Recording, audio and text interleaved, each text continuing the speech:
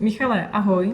Ahoj. Ty tady dneska sedíš trošku jiný pozici, jindy seš moderátorem, ale nechci přijít o tu příležitost tě vyspovídat pro fakultu, pro studenty, pro uchazeče. A sedíš tady dneska jako host. Základ je asi říct, že jsi ředitel vědecko-technologického parku tady u nás na UJEPu, ale začal jsi tady jako student. Jaká byla tvoje cesta z těch studentských let? No tak vlastně po studiích toho inženýrského, když jsem zakončil státnice, tak jsem se ještě dál rozhodl naplňovat své vědomosti a vlastně věnovat se tomu studiu dál, což teda dalším logickým krokem bylo nastoupit na doktorský studium. A tím jsem tady jako začal jsem dělat zkoušky ze všech předmětů a plnit všechny povinnosti doktoranta. S tím jsem začal, protože v této době se shodou okolností začal formovat jaksi vědecko-technický park pro Ústí nad Labem. A měli jsme tady tehdejšího ředitele, který to vedl a začal vlastně rozbíjet tu spolupráci s tou průmyslovou sférou. A já jsem se tam jako nějakým způsobem nachomejdl, jak se říká, a začal jsem participovat na těch různých analýzách a tak nějak jakoby k tomu celkově přičuchnul i do té ekonomické stránky věci, co týkalo z té pozice toho ředitele vědecko-technického parku.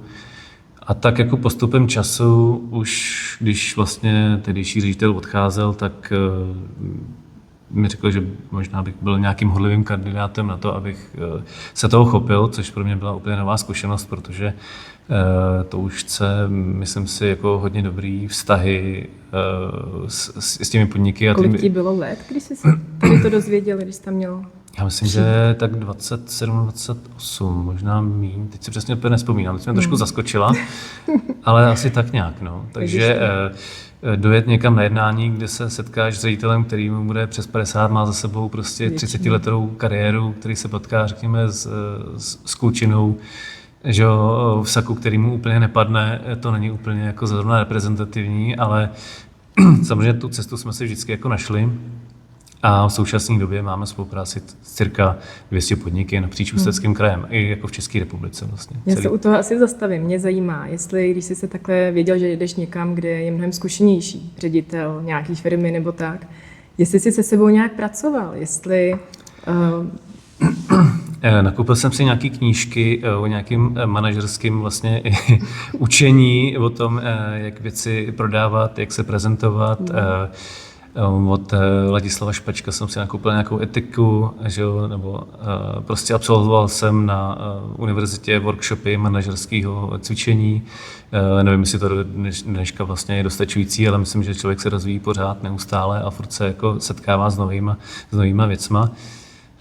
Ale i tak člověk tam stejně jel a trochu se mu klepaly kolena, protože já prostě jsem nervózní, i podle mě, pokud budu jako 100% připravený, tak furt tam je to obrovská nervozita, jsem jako hrozný jako stresař. Teď jsem se právě chtěla zeptat, jestli se s tou nervozitou setkáváš ještě i dneska. Jo, pořád. Je to, ale asi je to nějaká forma možná nějakého pohonu nebo motivace právě na sobě asi pracovat dál nějakým způsobem. Ale já myslím, že už dneska za tu dobu já už v tomhle křesílku sedím, dejme tomu 12 let, takže už ty podniky vím, nebo znám je trošku, znám jejich problémy, řadu z těch problémů jsme řešili, takže už je to třeba problém, který se třeba i opakuje i u více podniků, takže už můžu říct, že třeba o tom nějaký to know-how, zkušenosti máme, tak už tam jedu trošku jako sebevědomější, jo. Ale samozřejmě ty počátky byly trošku krušní, takže trošku jako prezentovat tu fakultu a ten park tady o tom, když jako nikdo neví zvenku, že tady vlastně vůbec jako technická fakulta je a že tohle z toho zázemí tady existuje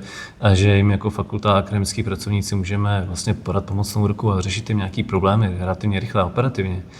Jo, tak to byla taky taková výzva. No. Je to vybudovat smysl... si tu základnu vlastně, to bylo nejhorší. Jako. A je to smysl, je to nějaká jako jeden z hlavních jako prací tvojí práce, že buduješ vlastně seš prostředník mezi firmama a fakultou nebo vlastně celou univerzitou? Ty funguješ i jako, propojuješ i univerzitu jako celek? Majoritně mezi jako fakultou a tou aplikační sférou, která je tam vlastně jako nejblíž, technicky zaměřená, ale zároveň pokud přijde nějaký problém, který my jako fakulta neumíme řešit, tak se ho snažíme ještě udržet jako na univerzitě jako takové a zkusit poptat u kolegů z jiných fakult, jestli by nebyli schopni to nějakým způsobem vyřešit. Furt jako by ta spolupráce, aby zůstala na té univerzitě a abychom budovali ten kontakt mezi těma podnikama obecně jako tady u nás. No.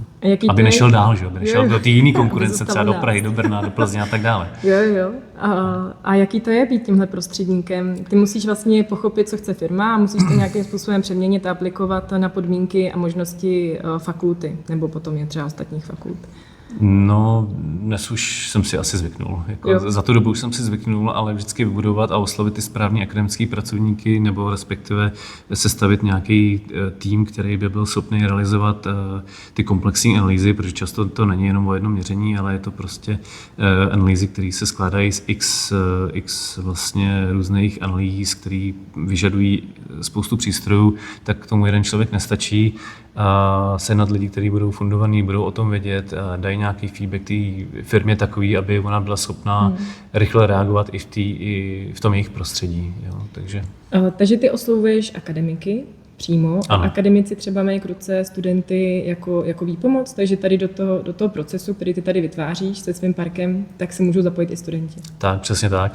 Máme spoustu jako nadějných studentů, kteří se můžou angažovat v různých oblastech, ať už jsou to třeba v oblasti automatizace, kde máme spoustu šikovných kluků, tvoří skvělý tým, který se mi v rámci různých projektů starali o aktivity a samozřejmě spoustu dalších. Jo. Jsou studenti, kteří jako baví být právě třeba na dílně, vytvářet ty vzorky, pak zase na druhou stranu jsou studenti, kteří rádi sedí u toho mikroskopu, analyzují ty třeba struktury a tak dále, což je jako taky důležitý.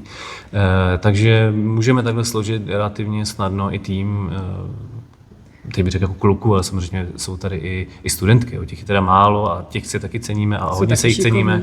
A jsou taky šikovní, máme spoustu. Já mám i dobrý jako zpětný vazby z podniků, kde i naši studenti a studentky jsou a jsou s nimi velice spokojení. Takže jako to mi dává radost, když potkávám právě ty ředitele, s kterými jsem vždycky byl, těch jsem se jako bál, dneska už se jich teda nebojím, ale dostáváme zpětnou vazbu, že ty studenti jsou super, jsou flexibilní, že jim stačí relativně málo, jsou samostatní a to myslím, že mě jako těší. Jo.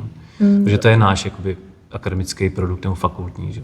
Jo, to, že jim taky dáváte příležitost během studia na něčem pracovat, nejenom sedět vlastně v učebně a studovat nějaký skripta, ale že se tady na to všechno můžou šáhnout. Ty jako student byl jsi aktivní? Byl jsi třeba ve spolcích, jako je Studentská unie, nebo na fakultě jsi byl v nějakých projektech třeba podobných tady těm, který ty dáváš tu možnost ostatním studentům? No jednak takové možnosti nebyly, protože když já jsem začal studovat, ta vlastně fakulta, ještě nebyla fakultou, byla ústavem, tak se teprve jako rozvíjela, těch možností bylo málo, hodně málo. Dneska těch možností máme jako spoustu, máme obrovský zázemí, máme spoustu laboratoří, máme moderní přístroje a snažíme se samozřejmě studenty zainteresovávat i do těch laboratoří, aby si ty zařízení, které stojí řádově i miliony, aby se to osahali, že oni mají podle mě potom i jako lepší pocit, že se můžou do toho celého dění jako začlenit. Takže jsem nebyl aktivní, nebyl jsem v žádném senátu, bohužel, nebo nevím, možná bohu dík, ale samozřejmě i v dnešní době jsem senátorem velkého senátu univerzitního, takže ono myslím, že teď si to můžou osahat zase i jinde a veškeré ty strany jsem si tak teďka jako všechny jako oťukal, no, takže to je dobrý. No. Dobře. Tam já bych si teď možná ráda zase přepletla nebo dostala k trošku osobnější rovině. Já vím, že ty sám máš 2 děti, 2 kluky, si myslím. Ano, je to tak. Je to tak. Povedeš je k technické oblasti, nebo aby tady to zaměření, nebo jakým směrem, nebo co plánuješ pro ně? Plánuješ? Tak rozhodně asi jako každý rodič se bude snažit tlačit do toho vzdělání toho nejvyššího, pokud to bude možné a bude chuť a zájem. U toho prvního to asi bude snazší, protože ten odmala miluje auta, a takže ten myslím si, že tu predikci má relativně jasnou.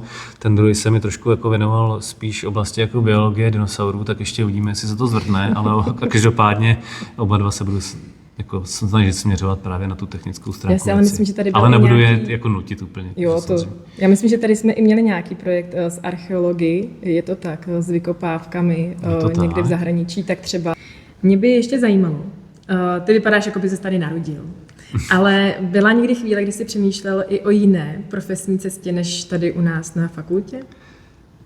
No, vlastně ano. Jo. Byla to chvíle, kdy jsem studoval doktorský studium a vlastně potřeboval jsem nějakým způsobem už si začít trochu vydělávat.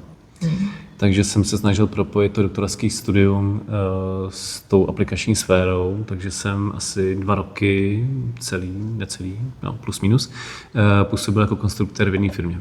Takže řekněme, že v tom mezinárodním měřítku jsem dělal nějaké konstrukce, nějaké výrobky, některé výrobky, a nechci úplně jmenovat, potkáváme dneska jako taky na ulicích, takže to jsou jako v vozovkách moje děti. Takže ale pak jsem se vrátil dodělat jako intenzivně tu kariéru na té akademické půdě, kde jsem teda už jako zůstal. A můžu se zeptat, proč? Co tě sem přivedlo zpátky? No, jednak jsem potřeboval věnovat se intenzivněji tomu doktorskému studiu, abych to jako dodělal, protože to samozřejmě obnáší nějakou práci v laboratořích.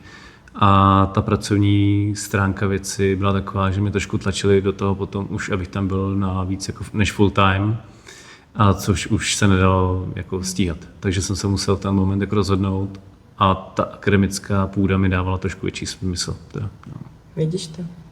Já mám ještě poslední otázku. My jsme tady měli hosty, měli jsme Martina Svobodu, co se věnuje boxu. Měli jsme Patrika Balcara, který je spojený zase s hokejem a s golfem. Ty taky na první pohled vypadáš jako sporták. Co pro tebe, nebo jakou roli pro tebe v životě má sport, anebo celkově zdravý životní styl, co si pod tím představíš? Já jako sportovec úplně nejsem, ale mám hrozně rád jako jízdu na kole, jako na nějakém horském kole teda. Jako takový ty sjezdy, ty... Ne úplně, ale věci někam jako do přírody, čerstvý vzduch. Já se snažím vždycky relaxovat prací, jako zahrada nebo na kolo nebo tak. To mám pocit, že se vždycky jako trošku jako vyvětrám a přijdu na jiné myšlenky. A zdravě rozhodně jim a nejradši jako tlačenku a bůček, takže to jako jo. A i když to možná není až natolik vidět, ne, že bych se chtěl teda chválit, ale jo, samozřejmě tak člověk už není úplně nejmladší, takže se potřeba trošku jako o tu svoji schránku pečovat.